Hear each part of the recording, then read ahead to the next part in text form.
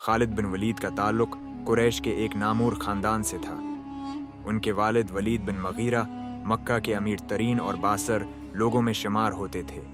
बचपन से ही खालिद बिन वलीद को जंगी फ़नून की तरबियत दी गई और वो मक्का के बेहतरीन घड़सवारों और शमशीर ज़िनों में शामिल हो गए। इस्लाम के इब्तदाई दिनों में वो इन लोगों में शामिल थे जो मुसलमानों के सख्त मुखालिफ थे।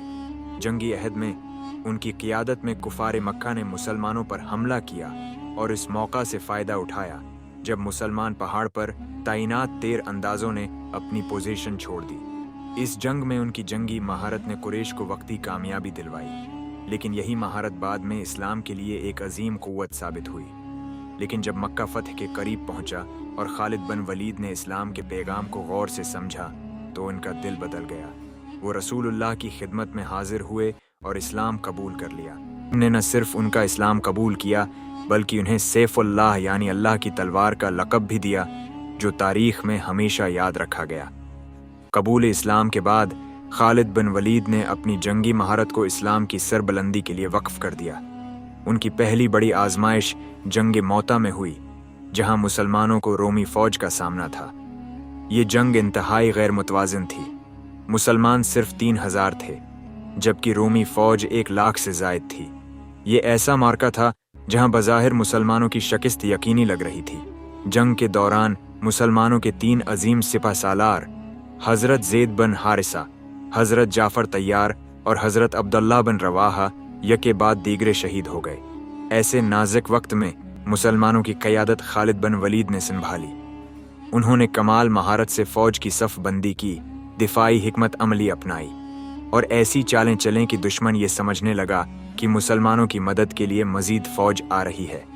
उनकी जंगी हिकमत अमली की बदौलत मुसलमान इस मार्के में अपनी पोजीशन बचाने में कामयाब हो गए और दुश्मन के घेरे से निकलने में कामयाबी हासिल की। खालिद बिन वलीद की एक और बड़ी फतह जंग यरमुक में हुई, जहां उन्हें एक बार फिर रोमी फ़ौज का सामना था। कहा जाता है कि इस जंग में मुसलमानों की तादाद रोमियों के मुकाबले में बहुत कम थी, लेकिन खालिद बिन वलीद ने ऐसी हिकमत अमली अपनाई कि दुश्मनों के कदम इखड़ गए। वो अपनी अफवाज को गैर मामूली रफ्तार से हरकत देकर दुश्मन को हैरान कर देते और अचानक हमले करके उनकी सफ़ों में इंतशार पैदा कर देते। उनकी क़ियादत में मुसलमानों ने इस जंग में ज़बरदस्त फतह हासिल की और रोमियों को पसपा होने पर मजबूर कर दिया। उनकी ज़िंदगी का सबसे हैरान कुन पहलू ये था कि वो कभी किसी मैदान जंग में शिकस्त से दौचार नहीं हुए, लेकिन इस अजीम सिपह सालार को एक अजीब आजमाइश का सामना करना पड़ा। हज़रत उमर फ़ारूक के दौरे खिलाफत में उन्हें फ़ौज की क़यादत से हटा दिया गया। ये एक ऐसा लम्हा था जो किसी भी जर्नील के लिए तकलीफ़ दह हो सकता था, मगर खालिद बिन वलीद ने इंतहाई आजिज़ी और फरमानबरदारी का मज़ाहिरा करते हुए उसे कबूल किया और बग़ैर किसी शिकायत के एक आम सिपाही की तरह जिहाद करते रहे। जब उनका आखिरी वक्त आया तो वो मैदान जंग में नहीं बल्कि बस्तर पर थे।